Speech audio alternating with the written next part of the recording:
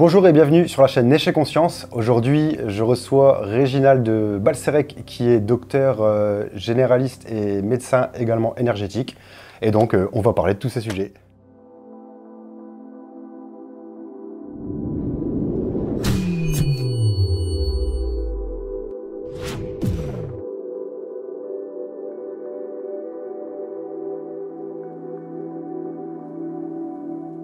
Donc Réginald, bonjour. Salut Seb. Et bienvenue sur la chaîne. Je t'en prie. Eh bien écoute, je te laisse te présenter. Eh ben moi c'est Réginald, j'ai 51 ans. Qu'est-ce que tu veux savoir? Alors je suis médecin généraliste comme tu l'as dit. Et puis effectivement depuis quelques années je suis médecin énergéticien également. Je vais te parler quoi, de mon enfance un petit peu? Bon. Déjà, si tu peux nous donner un petit peu toutes tes activités, l'éventail des activités que tu fais autour dans la médecine, autour de la médecine. Bah, écoute, médecin généraliste, bah, on fait un peu toute la médecine, hein, de la petite bobologie, en passant par les angines, en passant par les suivis de cancer, etc. Donc on est vraiment dans un panel complet de patients avec une clientèle sympathique et puis avec tous les petits aléas de la vie à gérer. Et puis voilà, donc au niveau médical, je suis aussi formateur à la faculté de médecine de la Cato, où j'accueille depuis 2008 des internes en médecine. Au niveau énergétique, ben, écoute, je pratique des guérisons selon la méthode corps-miroir, qu'on pourra peut-être développer plus tard. Et je pratique également aussi le massage énergétique. Je suis aussi pratiquant et enseignant en Qigong. Tu peux développer juste un petit peu ce que c'est le Qigong? Le Qigong? Pour ceux qui ne connaissent pas. Oui, bah, c'est une forme de gymnastique alors d'origine issue de la médecine traditionnelle chinoise. C'est ce qu'on appelle un art martial interne, contrairement à un art martial classique qui est très rapide. Le Qigong, c'est une espèce de travail physique et énergétique qu'on pratique sous un mouvement assez lent et qui permet de travailler la circulation de l'énergie et le corps physique dans le corps physique. Comment t'es arrivé médecin en fait? C'était quoi, par vocation? Non, en fait quand j'étais petit, je voulais être vétérinaire. Okay. Pour faire vétérinaire, il faut passer un concours et il faut avoir un bon niveau en maths et j'étais une bille en maths. Donc je me dis, bah, qu'est-ce que je vais faire? Je dis, tiens, je vais essayer médecine, ça a l'air sympa. Et puis bon, bah, j'ai redoublé ma première année, mais j'étais pas très loin, du coup j'ai retenté, et puis c'est parti. Après, je fais mes études à Lille.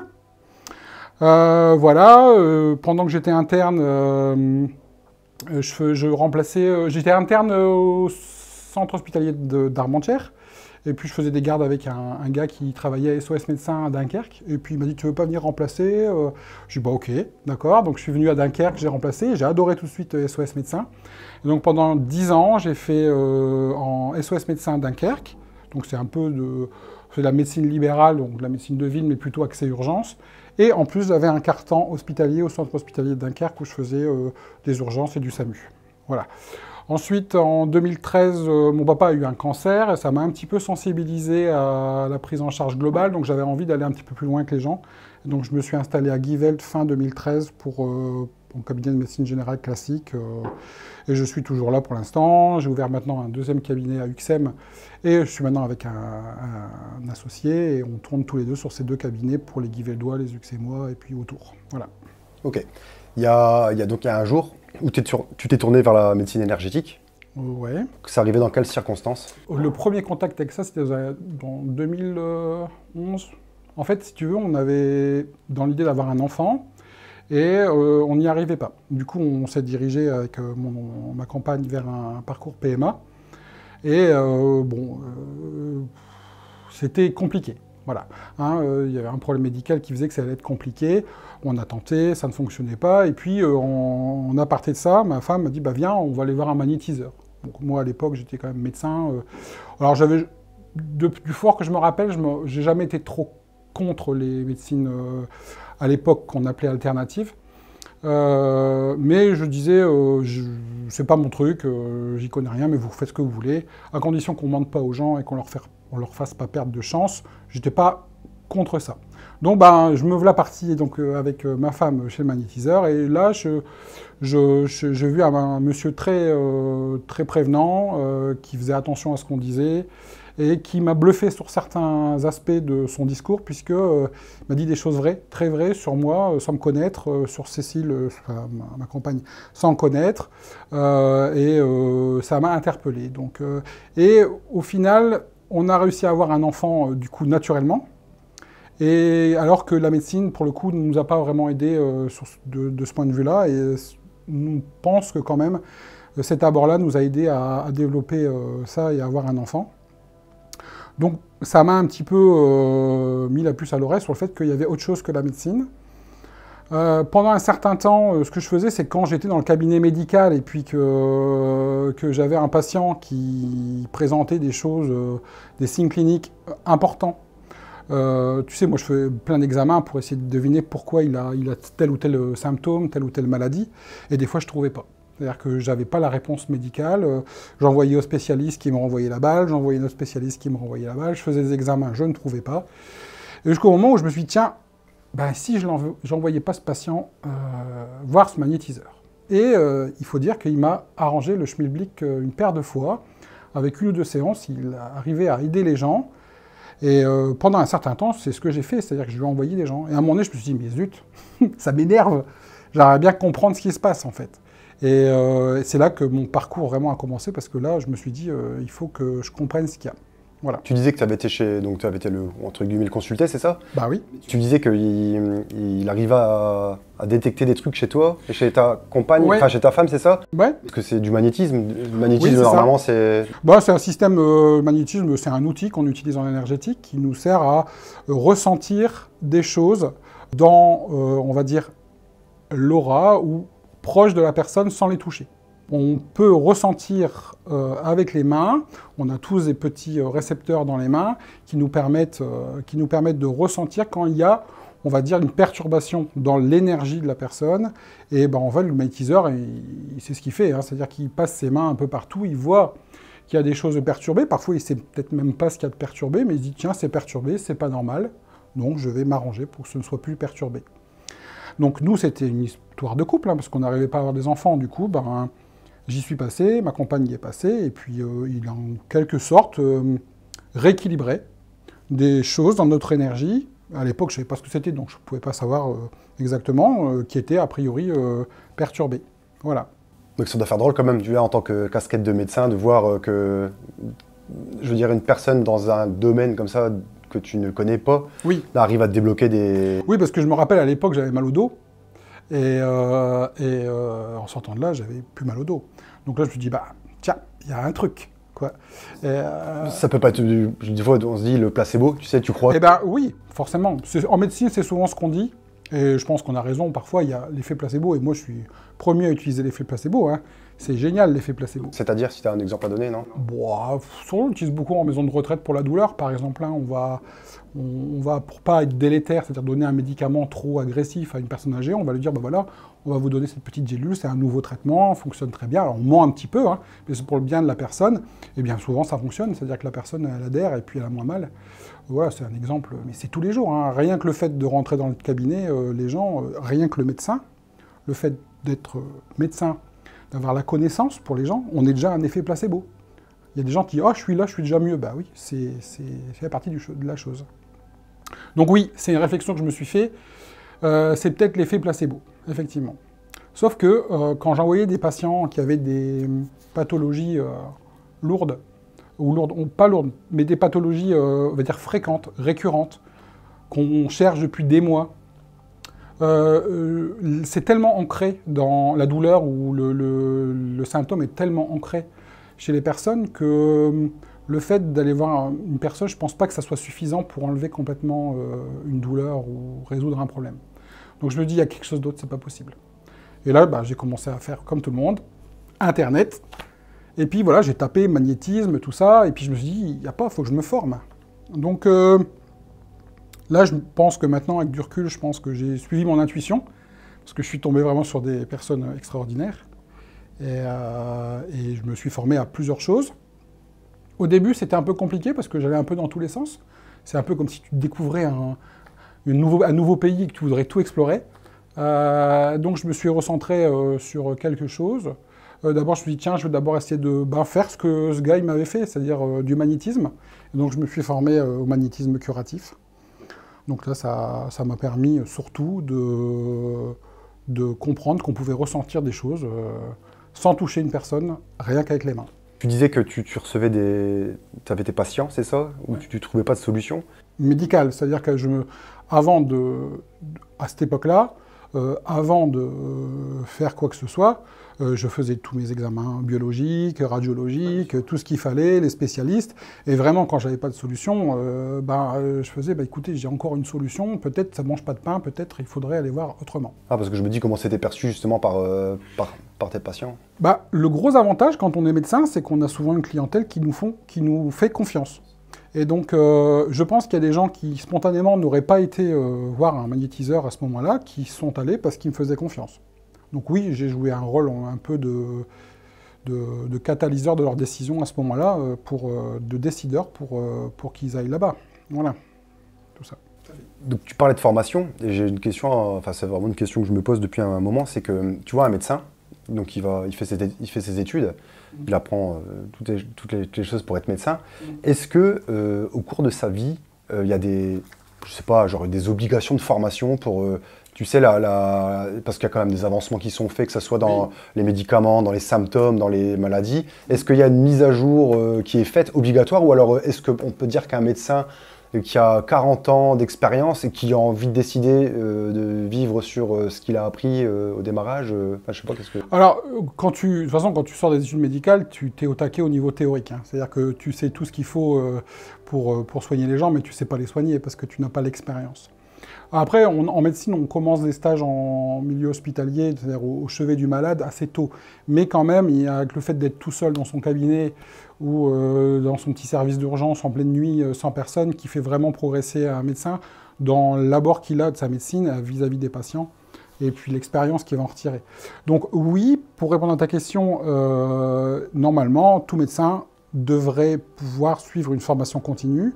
Donc bien sûr, il y a le biais des revues spécialisées qui est déjà pas mal parce que ça permet de suivre l'actualité. Après, la médecine, certes, elle avance, mais quand même pas de façon gigantesque tous les ans, hein, d'accord ? Il y a quand même des petites avancées, des petits changements de prise en charge. D'ailleurs, sur, on va dire maintenant un peu plus de 20 ans de carrière, il y a des choses qui sont faites, qui sont plus faites, qui sont refaites. Enfin voilà, ça bouge.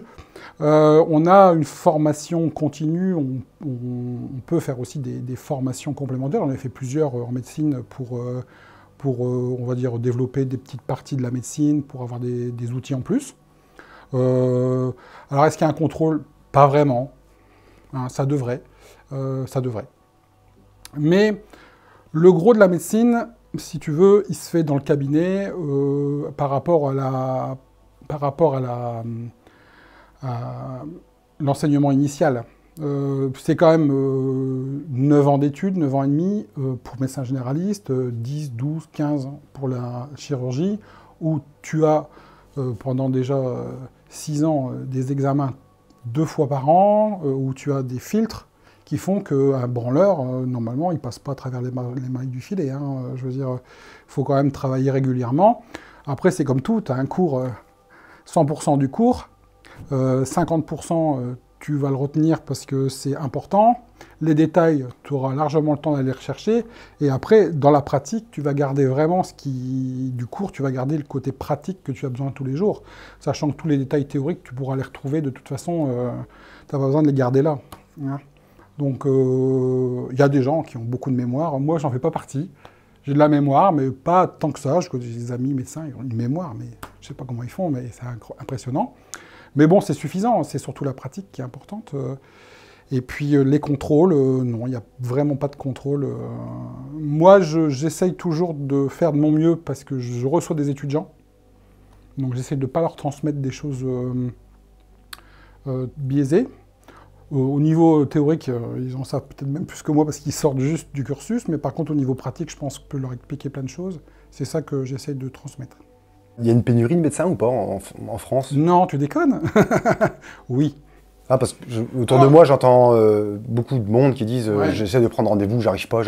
Et tu as la sensation que les médecins généralistes, ils ont 30, 40, 50 rendez-vous par jour. Alors en fait, il y a effectivement des zones où il y a un manque de médecins, et il y a des zones où il y a trop de médecins. Bon, c'est pas compliqué, hein. Dans le sud, là où il fait beau, il y a plus de médecins, tu trouves des rendez-vous dans le jour même sans souci. Nous, ici, dans le nord, sur le Dunkerquois, c'est beaucoup plus compliqué. Oui, il y a un manque de médecins. Parce que pendant des années, le numerus clausus, c'est-à-dire le nombre de places pour poursuivre les études médicales qui est octroyé en fin de première année a été réduit. Et peut-être que nos têtes pensantes n'ont pas fait attention qu'à un moment donné, des départs en retraite allaient être supérieurs aux nouveaux médecins qui arrivaient sur le marché. Et donc, il y a une pénurie de médecins maintenant. Sans vouloir être péjoratif, il y a aussi une féminisation de la profession qui fait que beaucoup de femmes médecins ont envie aussi de jouer leur rôle de maman, etc. Donc sont sur des pratiques plus allégées, donc avec moins de temps de travail. Voilà, après, il y a aussi les jeunes, maintenant, sont plus enclins à aller travailler à l'hôpital parce qu'il y a la sécurité de l'emploi. C'est aussi bien, si ce n'est mieux rémunéré que dans le libéral, où il y a énormément de charges fiscales, etc. Enfin, il y a plein de facteurs qui font que la médecine de ville est un peu en danger en France. Mais bon, il faut rester positif pour l'avenir. Le numerus clausus est remonté depuis quelques temps, mais sachant qu'il faut une dizaine d'années pour faire un médecin, il va falloir serrer les fesses un petit peu encore. Donc tu disais que tu t'étais dirigé vers le magnétisme en premier. Ouais. Pourquoi? Je te pose la question parce qu'il y a, dans tout ce qui est ces médecines énergétiques, il y a quand même il y a un vivier, quoi. Il y a du reiki, du shiatsu, Ouais. la réflexologie plantaire. Même quelqu'un qui s'y connaît pas, quelqu'un qui veut aller dans une médecine énergétique, comment on fait pour choisir? Pourquoi il y a autant de diversification? Et pourquoi tu es parti sur le magnétisme? Médecine, littéralement, ça veut dire art de prévenir ou de soigner, on va dire, les maladies ou l'être humain, tout simplement. Donc ça, c'est pas juste... c'est pas la propriété de la médecine allopathique, la médecine classique. C'est-à-dire que soigner, prévenir les maladies, ça peut très bien être pas forcément lié au physique. Effectivement, quand j'ai commencé ce parcours, je me suis rendu compte qu'il y avait énormément de spécialités avec des choses plus ou moins dogmatiques, on va dire, des choses qui sont plus ou moins analytiques, des choses qui sont plus ou moins palpables, d'autres beaucoup moins. Écoute, moi je me suis dit, c'est quand même un magnétiseur qui m'a aidé, quoi. Tu vois ? Et donc je me suis dit, tiens, je vais commencer par ça. Je vais essayer de comprendre ce que faisait cet homme à tous ses patients que j'envoyais et qui allaient mieux. Du coup, j'ai fait un stage de magnétisme curatif. Et puis, alors là, ça m'a ouvert une première porte qui est, tiens, je ressens des choses avec mes mains.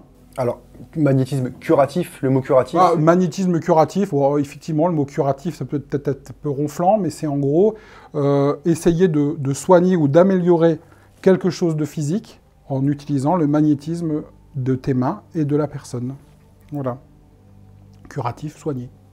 Voilà. Je me suis rendu compte, grâce à ce premier stage, que j'avais la possibilité de ressentir l'énergie à travers mes mains, et surtout de ressentir quand il y avait une perturbation. C'est-à-dire qu'à un moment donné, dans ce stage, où on était plusieurs étudiants, on devait, entre guillemets, se laisser sonder ou scanner pour voir, sans dire, ce qu'on avait comme problème de santé. Parce qu'on avait tous des petits problèmes, des douleurs par-ci, des trucs comme ça. Et effectivement, on devait, sans a priori, passer nos mains et puis essayer de sentir des différences dans ce qu'on pouvait recevoir. Alors bien sûr, ça ne se fait pas comme ça. D'abord, on apprenait à bien respirer, à se mettre en condition, à se calmer, pour vraiment activer un petit peu ces récepteurs qu'on avait là.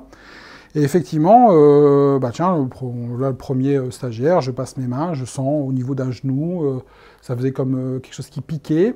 Donc je continue, etc. J'arrive... Donc qui piquait, c'est une sensation qui piquait dans ma main. Ça faisait comme des fourmis un peu, enfin voilà.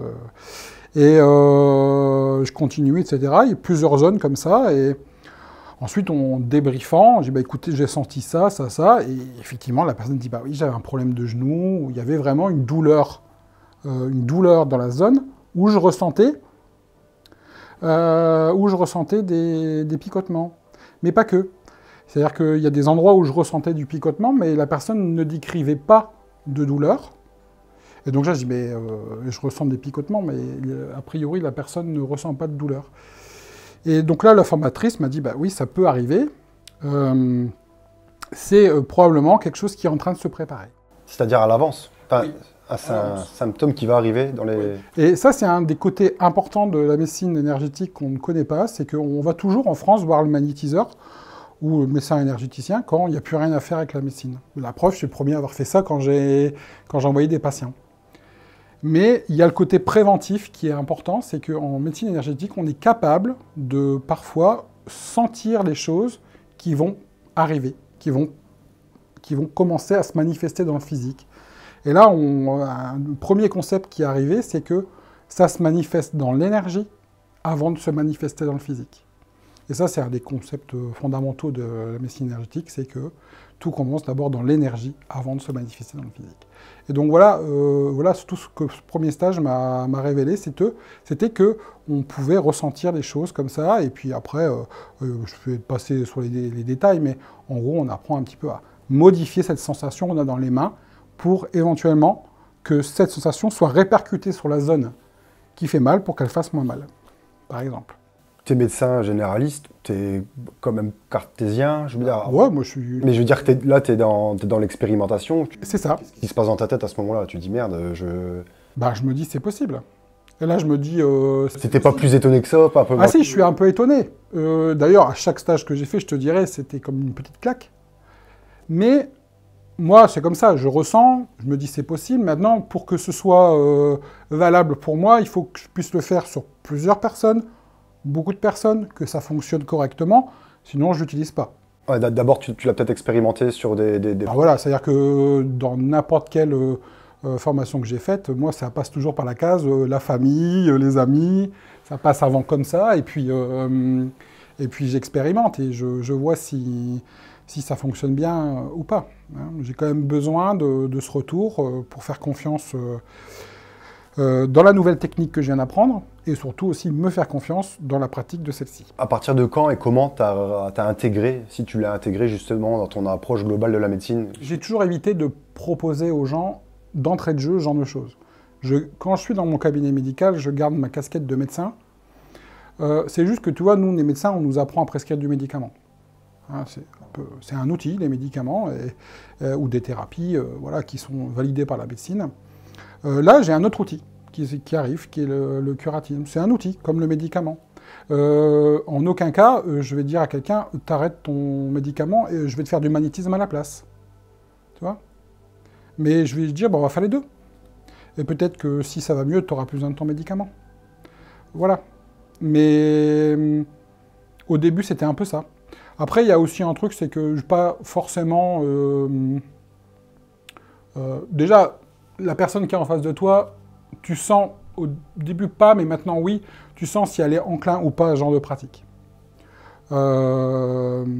Mais il y a des gens qui n'ont pas du tout envie de ce genre de pratique. Il y a des gens qui veulent rester dans la médecine et c'est ok. Je veux dire, c'est leur truc. Voilà. Et donc, il faut les traiter avec la médecine. Si certains sont ok pour aller dans l'autre côté, ben, c'est bien aussi. C'est pour ça que j'aime bien le terme de médecine complémentaire et pas médecine alternative, parce que pour moi, ça n'existe pas. C'est deux choses, deux outils qu'on peut utiliser en même temps. Alors actuellement, bon, peut-être on parlera de la formation corps miroir après, mais maintenant, c'est vrai que c'est surtout dans la façon d'aborder les gens, dans la façon de les interroger, et dans la force de proposition de traitement que je me suis vraiment adapté. Parce que forcément, on verra après qu'un comportement ou une pensée peut induire un symptôme. Et l'interrogatoire, je ne le fais plus pareil qu'avant. C'est ce que j'allais dire, parce que tu as l'impression qu'on a, toujours pareil, quand tu entends les gens parler autour de toi, c'est que quand tu vas chez le médecin, tu rentres, ça va très vite. Il n'y a pas de questions profondes sur le bien-être, les situations dans le couple, les situations professionnelles. Ouais. On est vraiment vite sur on regarde le symptôme, on décrit un diagnostic, on donne un traitement. Tu vois? Ouais. Je sais pas, après, je voilà, vois ça de... Comme tu disais, il y a la réalité, il fait qu'il n'y a pas beaucoup de médecins. Donc, si tu veux, quelqu'un arrive avec de la fièvre, un mal de gorge comme ça, des points dans la gorge, tu n'as pas besoin de passer pendant une demi-heure pour lui dire qu'il a une angine et qu'il lui faut un antibiotique. Hein. Par contre, effectivement, si quelqu'un arrive avec des douleurs chroniques ou des douleurs récurrentes ou une pathologie un petit peu plus invalidante ou quelque chose qui menace ton intégrité, tu vas prendre plus de temps. Et c'est plutôt dans ce genre de cas où tu vas commencer un petit peu à utiliser un peu ta double casquette pour essayer de lui faire comprendre que on va utiliser la médecine, mais peut-être on va essayer de comprendre pourquoi ce symptôme est arrivé là et pas ailleurs, sur cet organe-là et pas sur un autre organe, et à ce moment-là et pas il y a 10 ans, quoi. Donc on va utiliser les outils à ce moment-là en complémentarité. Donc tu t'es formé au magnétisme? Oui. Avec le temps, tu as trouvé d'autres méthodes ou d'autres formations? Ok, alors c'est vrai qu'avec le magnétisme, j'étais content, parce que effectivement ça m'avait ouvert des portes, mais il me manquait quelque chose. C'était de comprendre finalement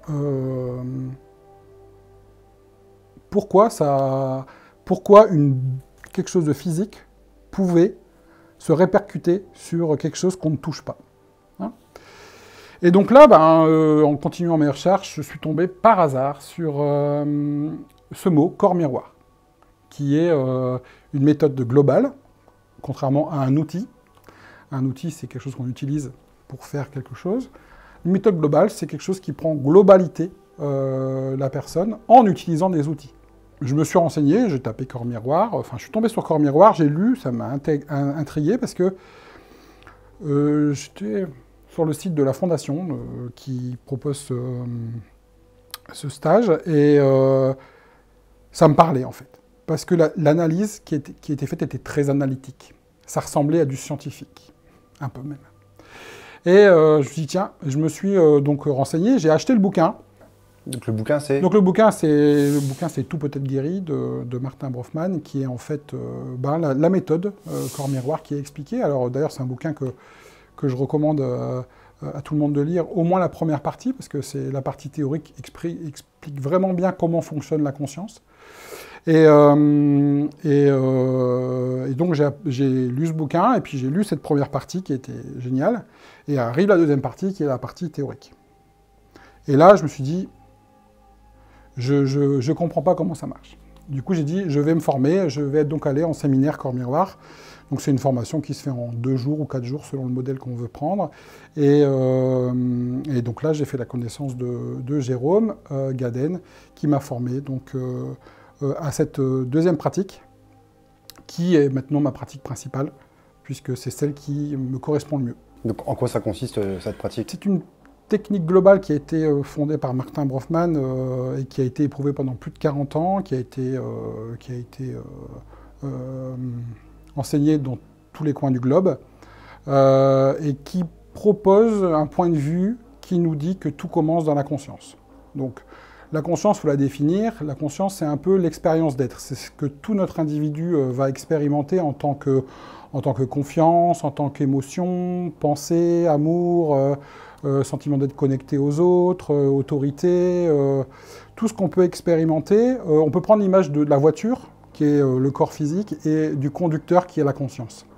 Et la conscience, elle sait où elle doit aller. Le souci, c'est qu'avec les aléas de la vie, parfois, le chemin change et la personne se retrouve sur un autre chemin. Et sur ce chemin, il y a des résistances. D'accord ? Et les résistances, nous, c'est ce qu'on appelle les symptômes ou les maladies. Et on rapporte qu'en fait, un symptôme, c'est de l'énergie qui est bloquée quelque part dans la conscience, ou bloquée ou qui circule mal dans la conscience. Il y a une tension dans la conscience quelque part, et cette conscience envoie une info au corps physique par voie endocrinienne ou voie neurologique, essentiellement, pour créer un symptôme. Du coup, ce que j'aime bien, c'est qu'on sait que du coup, le symptôme, c'est une info de ce qui se passe en nous. Du coup, on peut relier facilement le symptôme à quelque chose qui se passe dans notre vie ou un comportement.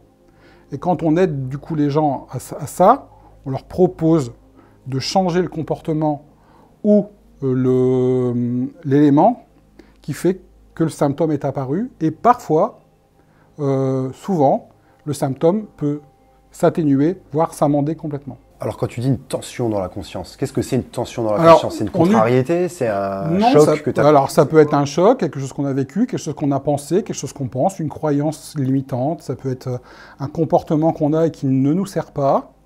Intérieurement, la conscience constate ça, et par l'intermédiaire de la chaîne énergétique, alors on va parler des chakras, parce que nous on utilise les chakras.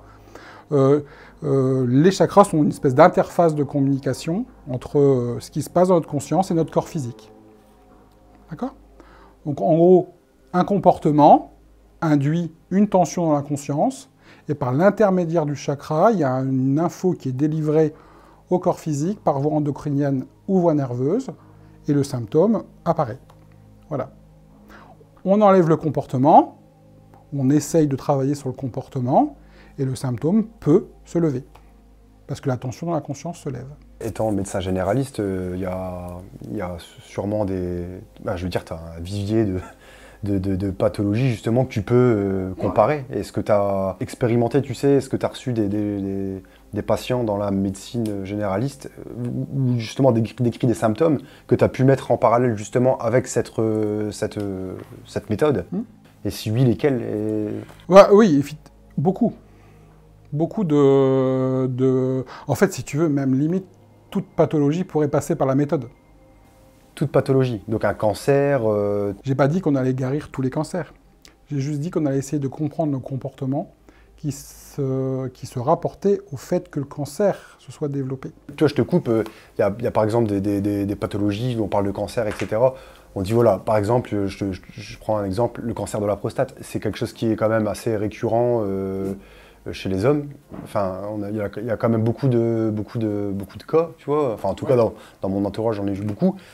Tu dis, donc, c'est quoi? Ça peut pas être le fruit d'une génétique Il y a deux lectures. Il y a la lecture de la lecture de la médecine, qui nous dit qu'il y a probablement des choses génétiques. Lecture aussi de l'énergéticien, qui sait qu'on a tous en nous des dizaines de milliers de cancers en sommeil, et qu'à un moment donné, il y en a un qui va se développer à un endroit ou à un autre. Mais nous, ce qui nous intéresse, c'est pas ça. C'est savoir pourquoi il s'est développé à gauche et pas à droite, pourquoi dans cet organe-là et pas dans cet organe-là.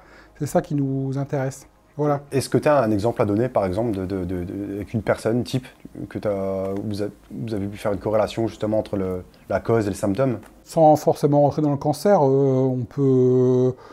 Oh, j'en ai plein. Alors, il faut savoir aussi, c'est que quand on fait entre guillemets, ce qu'on appelle une guérison, nous on appelle ça une guérison. Une guérison, c'est pas forcément que la personne sera guérie à 100%, mais c'est pour au moins projeter, nous, en tant que thérapeute, le fait qu'on souhaite sa guérison et que lui accepte le fait qu'il puisse être guéri. Prenons l'exemple, par exemple, d'un bébé qui vient d'arriver, un bébé de 3 semaines, qui a ses glandes surrénales qui ne fonctionnent pas. Voilà. Les surrénales sont des petites glandes au-dessus des reins, là, et qui sécrètent de l'adrénaline, le cortisol, toutes ces hormones. Ce petit gamin, donc du coup, vient avec ses parents et devait retourner pour avoir des injections dans un hôpital à Lille. Et ses parents le ramènent pour une guérison énergétique. Et donc je fais mon protocole et puis je constate rapidement que la problématique qu'il a médicalement correspond à la tension dans le chakra et correspondant. Et donc je lui fais mon protocole, ma petite guérison corps miroir.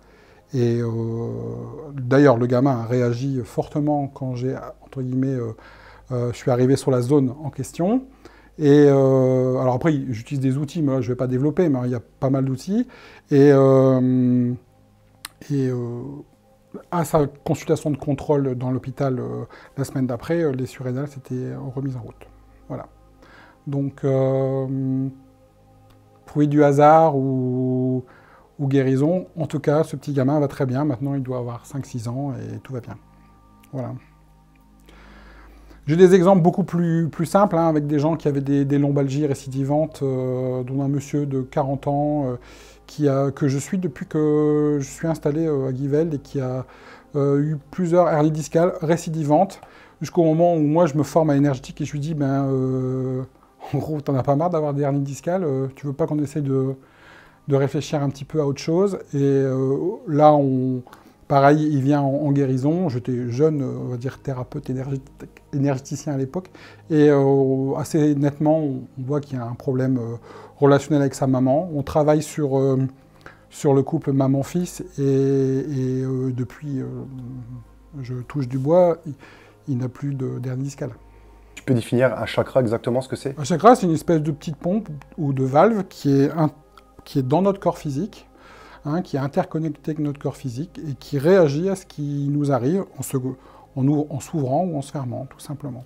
Et les chakras principaux sont au nombre de 7, hein, et l'énergie circule de haut en bas et de bas en haut de façon harmonieuse, normalement, le long de cette chaîne énergétique. Donc un symptôme égale une information, égale c'est relié à un chakra. Ou plusieurs. Ah d'accord, un ou plusieurs chakras, et d'accord. Donc si par exemple je te dis, tiens, un cancer du poumon droit, Oui. saurait redessiner un petit peu le parcours de la cause Oui. dans la conscience.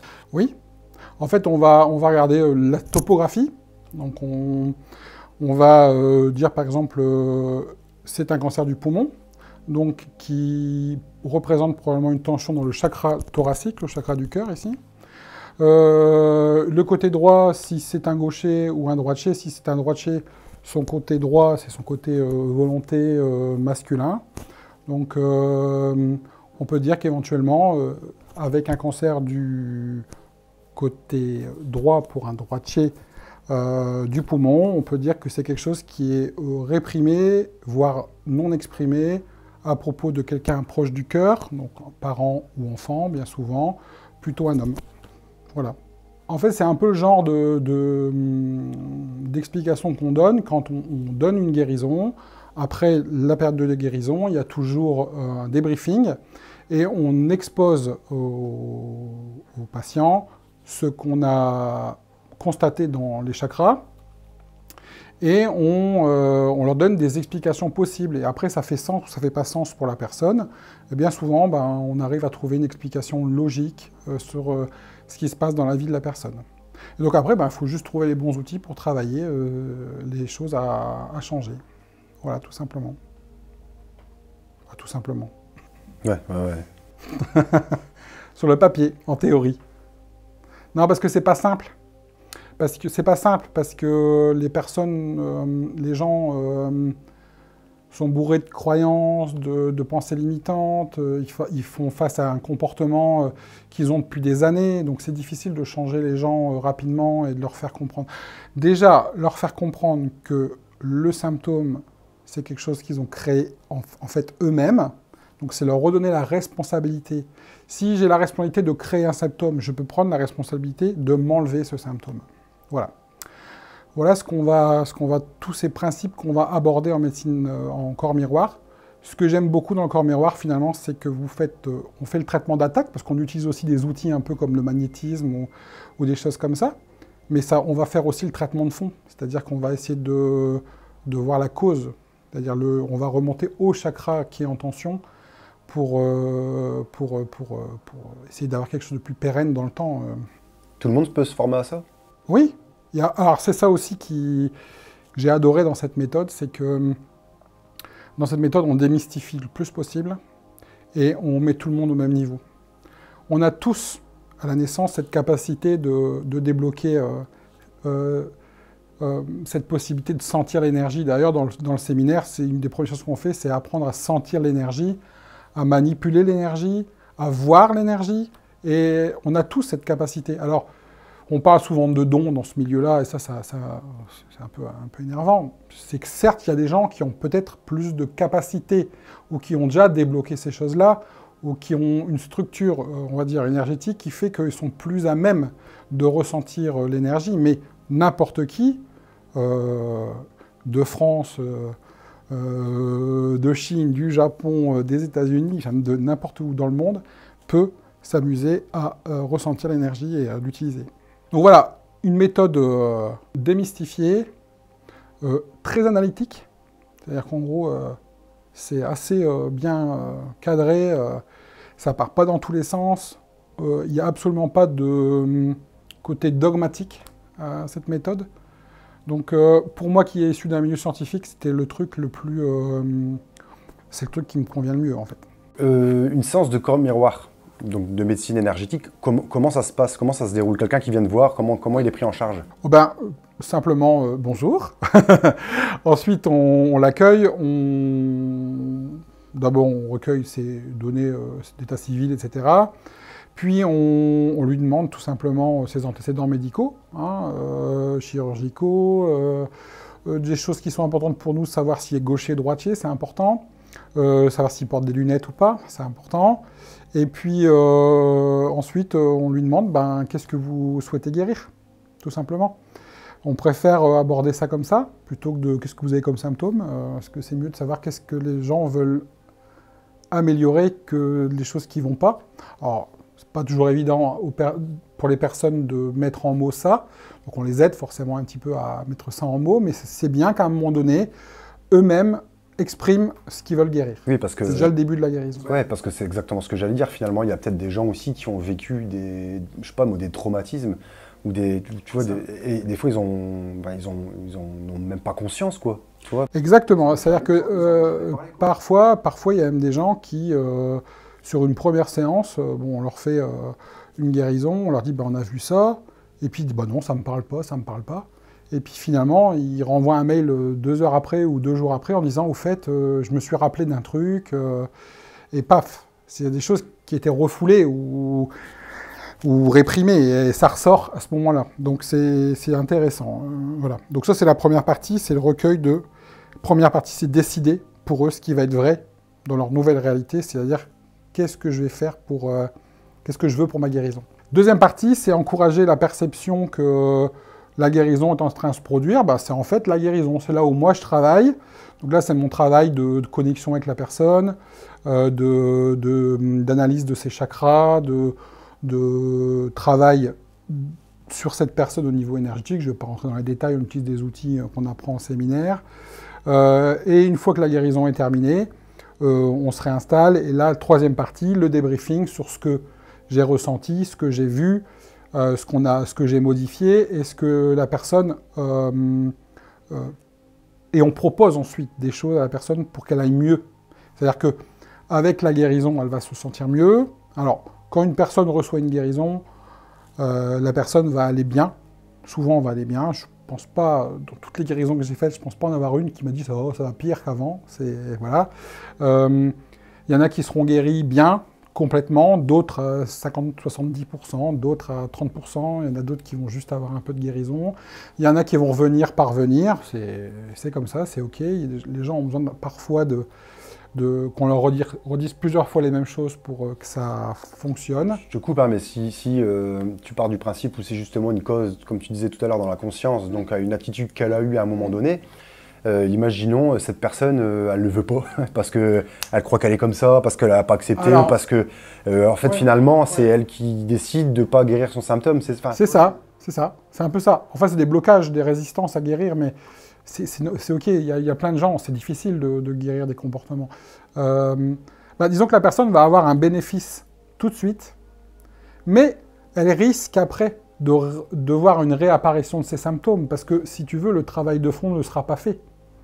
C'est-à-dire qu'on aura fait le travail d'attaque, qui est la guérison, mais le travail de fond, le chakra qu'on a libéré, en quelque sorte, va se remettre en tension. La personne va remettre une tension dans ce chakra, et le problème physique va réapparaître.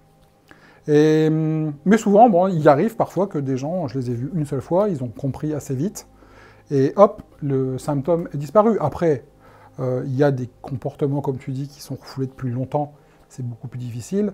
Il y a des choses qui datent d'il y a 15 jours, qui sont réactionnelles à quelque chose, c'est facilement corrigible rapidement. Donc, voilà. Ça me fait penser un petit peu finalement à de la psychologie, quoi.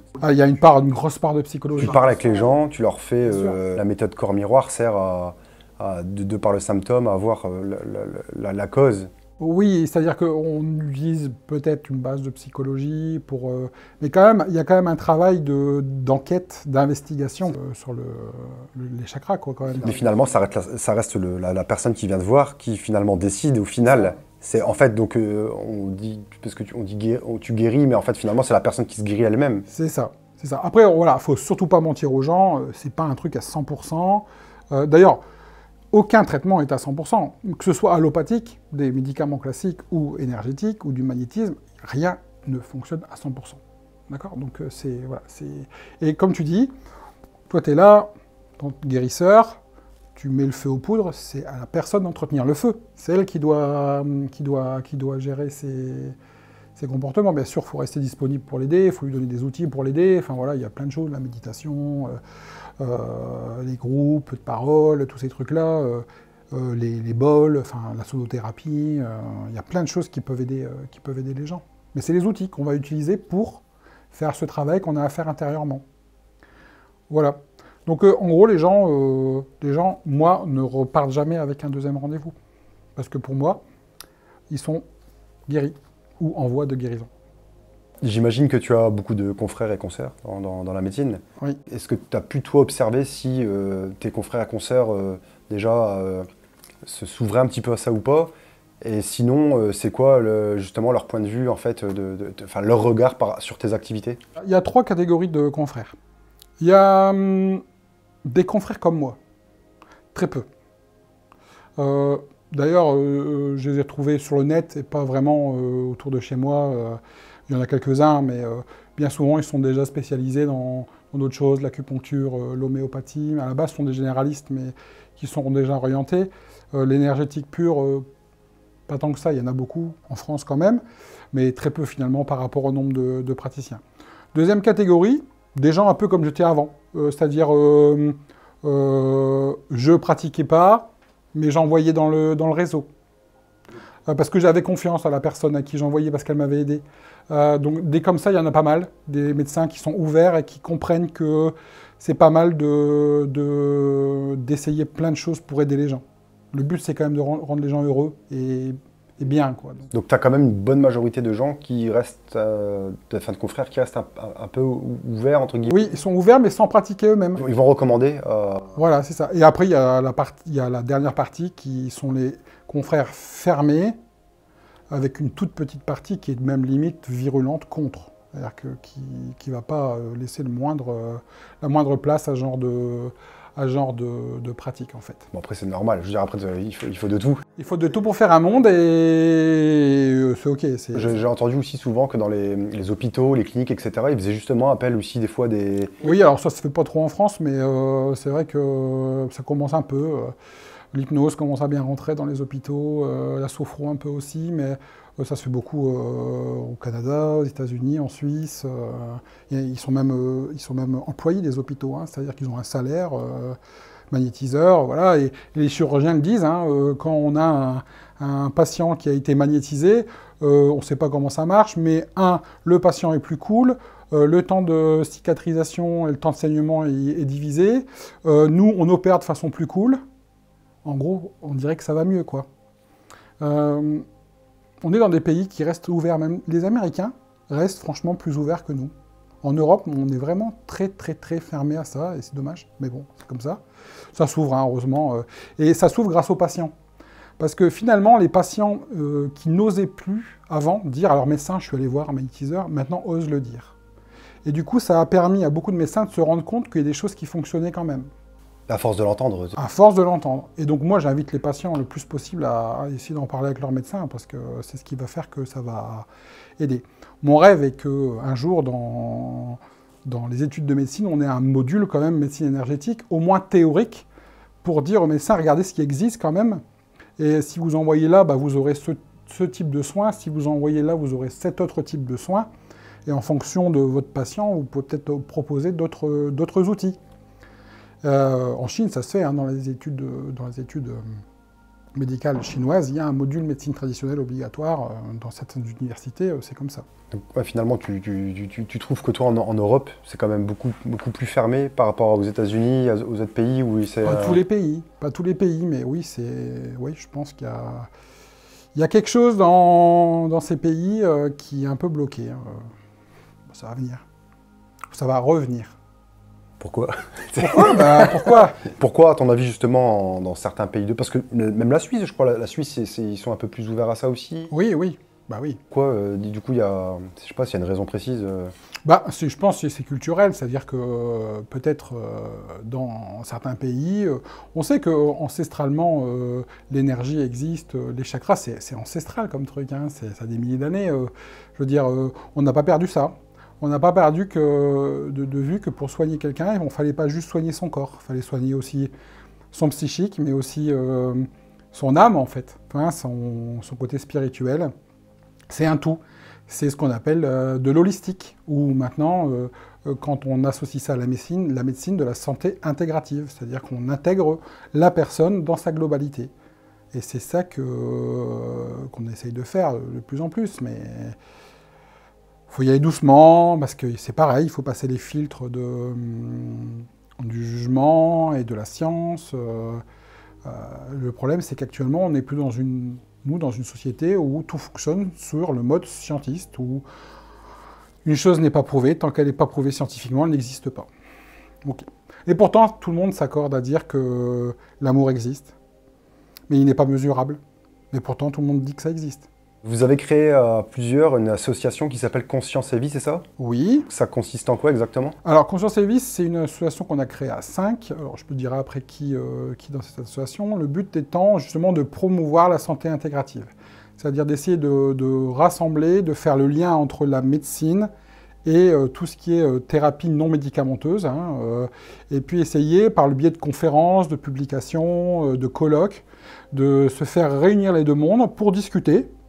Alors parfois ça peut même discuter bien, mais au moins discuter, au moins en tout cas parler des sujets qui fâchent, c'est-à-dire comment est-ce que la médecine et ces sciences-là peuvent vraiment être vues comme des choses complémentaires pérennes. Vous êtes 5, donc j'imagine que vous êtes... Enfin, il y a plusieurs personnes issues de divers milieux. Oui, exactement. Donc il y a Jérôme Gaden qui m'a formé donc, au Corps Miroir et qui est aussi praticien en méditation depuis longtemps. Il y a Dr Jean-Philippe Wagner qui est cancérologue et qui promeut beaucoup aussi des soins intégratifs depuis longtemps. Donc il y a moi-même, qui suis médecin généraliste, et puis qui fait le pont entre les deux mondes un petit peu. Et puis on a pour la logistique Karine Barbier et Kevin Guerrier qui nous aident pour le côté logistique, organisationnel, informatique. Et ça c'est un gros sujet. C'est un gros challenge quand même ça. Oui, c'est vrai, mais il faut bien commencer quelque part. Il existe des choses déjà partout, donc il faut prendre le train en marche, puis il faut y aller, et puis ça va se passer tranquillement. Le but, c'est pas de se foutre sur la gueule. Hein. Le but, c'est de parler, justement, et puis d'essayer de trouver un terrain d'entente. Vous avez démarré ça quand? Il n'y a pas longtemps, l'année dernière. Donc vous avez déjà fait quelques conférences? On a déjà fait quelques conférences qu'on essaie de faire tourner dans les villes du coin. On va les faire plusieurs fois, et puis peut-être après on ira plus loin. Enfin, ça se passe bien. Vous êtes bien accueillis, généralement, ça va? Ouais. Oui, il n'y a pas de souci, on arrive à remplir les salles, les gens sont contents, il y a beaucoup de questions, c'est très bien. Ouais. Donc médecine classique, médecine énergétique, magnétisme, conscience et vie, est-ce que tu as encore d'autres projets à venir? Bah écoute, déjà, c'est de continuer à faire ce que je fais, c'est-à-dire ma médecine conventionnelle, parce que j'adore ça et parce que c'est... Je reprends juste parce que dans la médecine, on dit toujours conventionnelle, mais il y a donc ta médecine généraliste. Allopathique. Biomédecine, la biomédecine, voilà, ouais. Ça veut tout dire la même chose, quoi. Ça, ouais, allopathique, conventionnelle, voilà, médecine généraliste. Okay. C'est ça. Et le côté énergétique à développer en même temps. Alors, bien sûr, pour l'instant, je ne peux pas me permettre de mettre autant de temps dans les deux, mais c'est mon but d'ici moins de 10 ans, c'est de pouvoir faire au moins du 50-50 rapidement. Parce que c'est un équilibre, quoi, tout simplement. Et après, continuer à développer les formations, parce que c'est quelque chose que j'adore transmettre. Hein, je le fais au niveau médical, et je commence à le faire aussi au niveau énergétique. Je fais des ateliers de découverte. Je suis prof de Qigong, donc je transmets le Qigong. Là, je commence une petite formation de massage pour certaines personnes. Enfin, voilà, j'essaye de développer les formations, parce que plus on aura de gens formés, plus on aura de gens sensibilisés, plus on aidera de gens dans ce domaine-là. Voilà, pour continuer un peu ton idée de faire découvrir tout ça, j'ai lancé il y a quelque temps une chaîne YouTube qui s'appelle Au cœur de l'énergie, qui propose la découverte des thérapies une par une. Donc pour l'instant, j'ai fait 2 épisodes, il y en a encore quelques-uns qui vont arriver bientôt, où on découvre des thérapeutes dans leur milieu professionnel et qui nous parlent de leur métier en tant que thérapeute. Donc c'est très centré sur la thérapie en elle-même. Donc on complémente tes vidéos, c'est top. Tu pourras donner ma chaîne YouTube si tu veux. Ah bien sûr. Bah, c'est à peu près tout. Je pense qu'on a fait le tour des projets. C'est déjà pas mal, hein, parce qu'il faut du temps pour tout ça. Comme tu as dit tout à l'heure, tu n'en auras pas assez d'une vie pour faire tout ce que tu dois faire. Exactement. Est-ce que tu peux me donner 1 ou 2 ou 3 livres qui t'ont marqué et pourquoi? Je vais te donner des séries de livres plutôt, ça sera plus parlant. D'abord, je vais faire de la pub pour mon copain et franchement, c'est tellement de la qualité que je vais en parler. C'est les BD qui s'appellent Les Petits Yogis, les aventures du Petit Yogi, qui sont des BD qui sont développés par Jérôme Gaden justement, et puis notre amie Hélène Dubois, Wonder Jane, qui est illustratrice. Et ce sont tout simplement les chakras qui sont expliqués aux enfants. Pour l'instant, il y a un tome, le tome 1, qui est le tome global sur tous les chakras, et ensuite 5 tomes, un chakra à la fois, et il y a encore 2 tomes à paraître qui sont en cours d'écriture. C'est vraiment bien pour les enfants pour expliquer ce qu'est un chakra, comment fonctionne un chakra. C'est aussi démystifié, mais c'est mis un petit peu dans le contexte de l'aventure d'une petite gamine qui parcourt le monde avec des amis, et c'est vraiment très bien. D'ailleurs, les adultes peuvent le lire aussi, je pense. Pour celui qui ne sait pas ce que c'est un chakra, je pense que ça peut être un bon tout à moyen fait, et tout à fait, voilà. Très bien. Donc ça, c'est les aventures du Petit Yogi, on mettra aussi le lien, mais c'est vraiment à recommander. C'est bientôt Noël, donc n'hésitez pas à acheter ça, c'est top. Après, je sais pas si... Alors d'abord, 2 bouquins importants qui sont à la base du corps miroir, je leur en ai parlé tout à l'heure, Tout peut être guéri de Martin Brofman, qui nous dévoile un peu la méthode corps miroir dans son intégralité, et La cause intérieure des maladies, qui est en fait une synthèse que Martin Brofman a faite au long de sa vie. Il a fait des centaines, des milliers de guérisons, et il a répertorié chaque symptôme, et a donné à chaque fois la définition de pourquoi ce symptôme en fonction des tensions qu'il y a dans la conscience d'une personne. Donc on prend un symptôme, puis comme ça on sait à peu près quel chakra est en tension en fonction du symptôme. Donc ça c'est sous forme d'un annuaire un peu, ou plutôt d'un dictionnaire un peu par ordre alphabétique avec tous les symptômes. C'est agréable à lire, et c'est marrant parce que c'est vrai que des simples symptômes, je sais pas moi, j'ai un trouble du sommeil, j'ai un acouphène, ça permet de savoir ce qui se passe. Et quand on lit, ah bah oui, tiens, c'est vrai, hier j'ai eu ça, ça peut être à l'origine du symptôme. Et que là, on voit le comportement en fait, qui est lié au symptôme. Donc voilà, et ces 2 bouquins-là, pour moi, c'est le must, voilà, pour ça. Et la dernière série d'ouvrages que je conseillerais, c'est les 3 ouvrages de Sylvie Détiola et Claude-Charles Fourier. Pourquoi? Parce que Sylvie Détiola, docteur en biologie moléculaire, donc très scientifique, Claude-Charles Fourier, psychothérapeute, et ils ont abordé depuis des années, dans le cadre de l'Institut, tout ce qui est état modifié de conscience. Et j'adore parce que c'est une approche scientifique. Donc on a le premier bouquin, État modifié de conscience, le deuxième, Voyage aux confins de la conscience, qui est... En plus, il vient d'être réédité avec des illustrations, donc c'est pas mal pour se rendre compte des choses. Et puis le dernier, Connexion, que j'ai pas encore fini de lire, mais qui est passionnant sur le fameux channeling, c'est-à-dire cette capacité qu'ont certaines personnes à recevoir des messages de quelque part. Donc on ne va pas tout développer, mais 3 bouquins passionnants pour explorer la conscience humaine. C'est quoi la plus grande prise de conscience que tu as eue dans ta vie, tu vois? Écoute, franchement... La claque. Écoute, des claques, j'en ai eu 2 ma vie. 2. La naissance de mes enfants, surtout le premier. J'étais comme en sidération. Et puis mon premier stage corps miroir. Ça a été un changement de paradigme pour moi, mais complet, quoi. Un paradigme égale une croyance... Un changement complet de ce que je pensais de tout. Changement complet de ma façon de penser, de ma vision de la vie. Réginald 2.0. C'est vrai? Oui. Et j'ai encore du travail, comme tout le monde. Qui n'en a pas? Exactement. Si aujourd'hui tu avais un rêve, ce serait quoi? Tu vois, Un rêve? C'est ce que je me dis, non, pas un rêve, mais je me dis toujours, tu vois, des fois dans un idéal de vie, un petit coup de baguette magique, qu'est-ce que... Ça n'existe pas, les baguettes de magique. C'est bien pour ça que je te dis, et si? Bon, je sais pas, qu'est-ce que je ferais? Dans un Qu'est-ce monde que je idéal, changerais? tu vois, ouais, pour je sais pas, un monde meilleur, machin, etc. Bon, ça fait un peu gnangnan. Allez, je vais te donner une réponse. Gnangnan, du coup, vas-y. Allez, vas-y. D'abord, pas gnangnan.